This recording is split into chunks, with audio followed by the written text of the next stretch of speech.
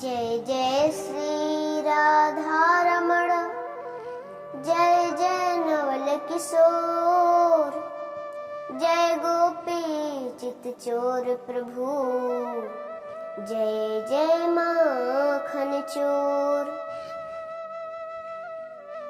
बोलिए कृष्ण कन्हैया लाल की। आज मैं ये बताने जा रही हूँ कि श्रीमद् भागवत महापुराण किसे कहते हैं और इस कथा को सुनने के बाद या कहने के बाद जीवन कैसा होना चाहिए। आखिर ये कथा सुनने से हमारे जीवन में होता क्या है। तो पहले हम लोग श्री का मतलब समझ लें। श्री का मतलब राधा जी। श्री का अर्थ होता है राधा जी। जो राधा जी के चरणों का आश्रय ले लेता है तो भा माने उसको भक्ति मिल जाती है और भक्ति के बाद ज्ञान की प्राप्ति हो जाती है। गौ माने ज्ञान, तो जब भक्ति हो जाता है तो ज्ञान की प्राप्ति हो जाती है और वो माने वैराग्य। और जब भक्ति ज्ञान हो जाता है तो वैराग्य की प्राप्ति हो जाती है और तो मतलब वो व्यक्ति भवसागर तैरने वाला हो जाता है।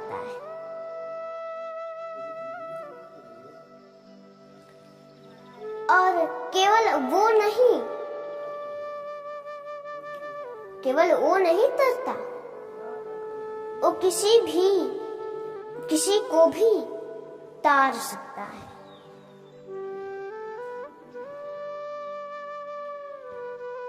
केवल वो व्यक्ति नहीं तरता, वो तो किसी को भी तार सकता है।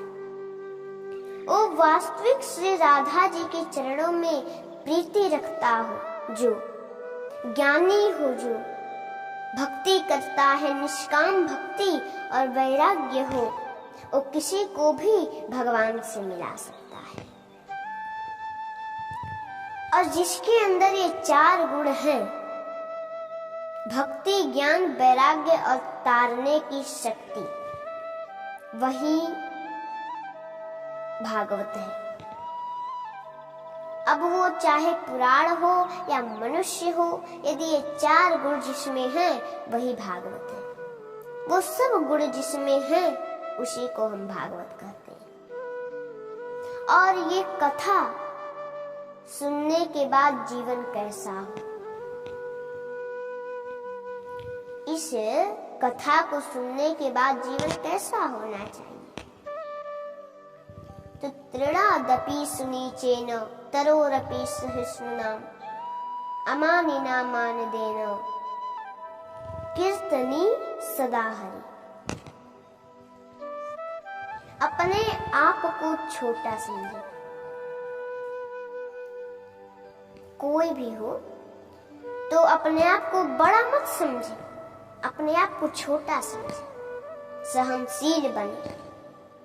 मान पाने की जो इच्छा है इससे रहित हो जाए और दूसरों को सम्मान दे। भगवान का चिंतन करते हैं वही मानो सच में भागवत सुने। जैसा करते हैं ना वही भागवत सुने।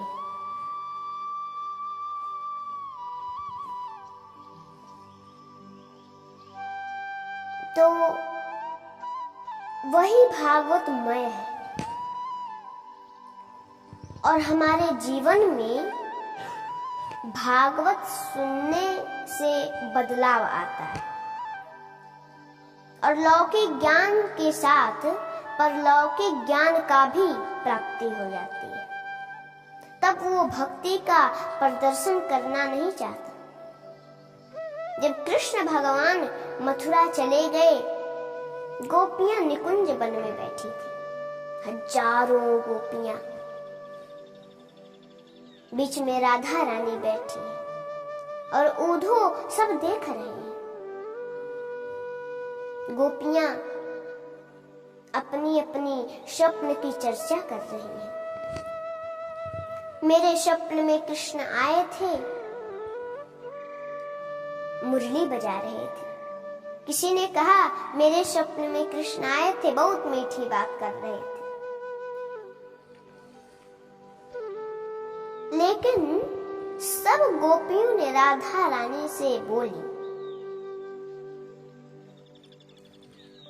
कि क्या आपके स्वप्न में प्रभु नहीं आते क्या?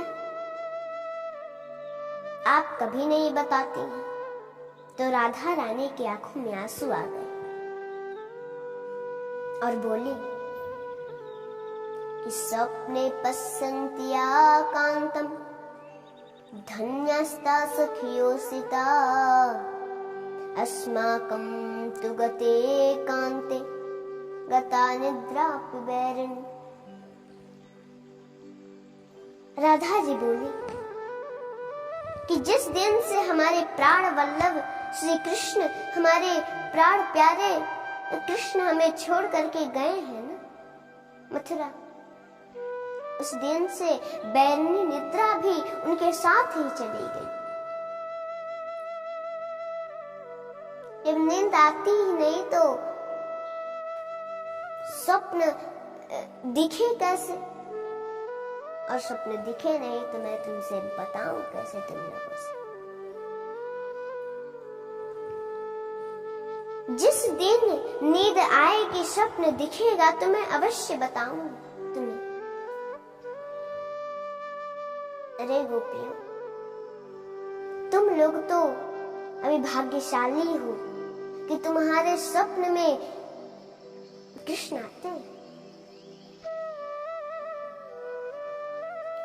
लेकिन जब से कृष्ण हमें छोड़ करके गए हैं, हमको कभी नींद आया ही नहीं। और हमारे जब नींद आएगा ही नहीं, स्वप्न दिखेगा ही नहीं, तो मैं तुमसे बताऊंगी कैसे। लेकिन जिस दिन मुझे नींद आएगी, स्वप्न दिखेगा, मैं तुम्हें अवश्य बताऊंगी तुम लोगों को। गोपियां कभी भी भक्ति का प्रदर्शन नहीं करती।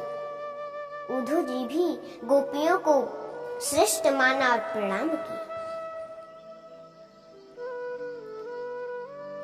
इसलिए कभी भक्ति का प्रदर्शन मत करिए, तो ही सर्वश्रेष्ठ भक्ति मानी जाएगी।